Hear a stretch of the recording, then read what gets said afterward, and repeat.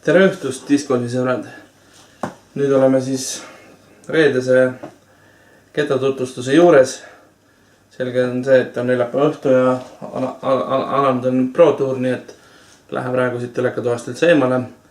Aga tutvustaksin teile siis ilma pikema jututa, ilma mingite küsimusteta Crank SS-i. See on siis set plastikus, sest Crank SS ei olegi muus plastikus välja tulnud, kuna ta on ka suhteliselt uus ketas.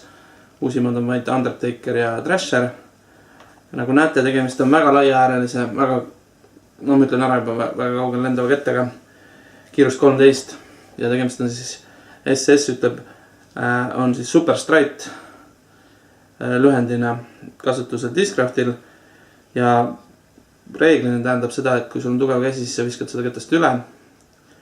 Ja need pikad visked, mis mina olen teinud, on ka olnud ikkagi korralikust Iserist.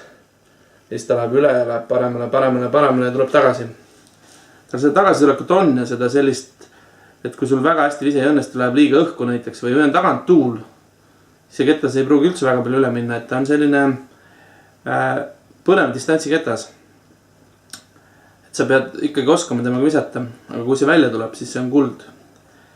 Et ta kuulub nende ketastulka, mis lendavad väga kaugele, aga tänu hästi laiale äärele ei ole nad nii lihtsalt kontrollitavad. Ehk siis kui mina seda viskan, siis peab olema igal juhul paremal tühja maad palju ja soovitat üldse hästi laageplatsi on vaja saada võimalikult kaugele. Et siis ma võtan Crank SS-i ja loomulikult kui on tagatuul, siis ka täitsa lagedamal või nagu kitsamal väljal. Et siis ma tean, et ta ei lähe väga palju paremale üle, aga just see, et ma tean, et ma pean talle andma kõrgust ja siis kui ta jääb sinna üle minema klaidima, siis see on ilus vaadata.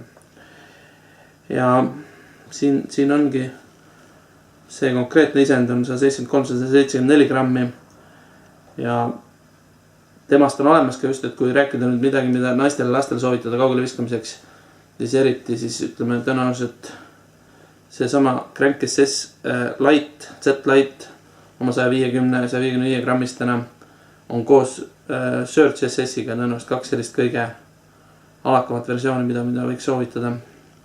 Aga tänane tutvustus on just selle seti kohta, mille ma hommega Hiiumaale kaasa võtan ja lihtsalt proovin näidata, kuidas see nagu distantsit ära teeb teistele.